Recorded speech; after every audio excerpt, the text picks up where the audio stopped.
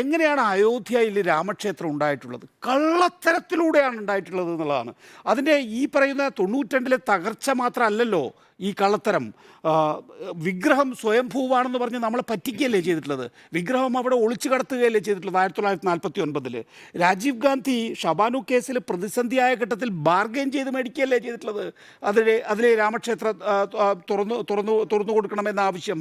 പിന്നീട് രാജീവ് ഗാന്ധി വലിയ നിലയിൽ ബോഫോഴ്സ് പ്രതിസന്ധിയായ ഘട്ടത്തിൽ ഭൂരിപക്ഷ വിഭാഗത്തെ സ്വാധീനിക്കുന്നതിന് വേണ്ടിയിട്ടാണ് ശിലാന്യാസിന് അനുവാദം നൽകിയത്. 92-ൽ കോൺഗ്രസ്സുകാർ അത് നോക്കി നിന്ന് കൊടുത്തു എന്നുള്ളതാണ്. അപ്പോൾ ഇതെല്ലാ കാലഘട്ടത്തിലും അന്ന് സുപ്രീം കോടതിയിൽ കൊടുത്തിട്ടുള്ള സത്യവാങ്മൂലം എന്താണ്? ഈ സംഘപരിവാർ BJP RSS ഈ പൊളിക്കില്ല എന്നാണ്. എന്നിട്ട് അത് പറയുകയും പൊളിക്കുകയും ചെയ്തു.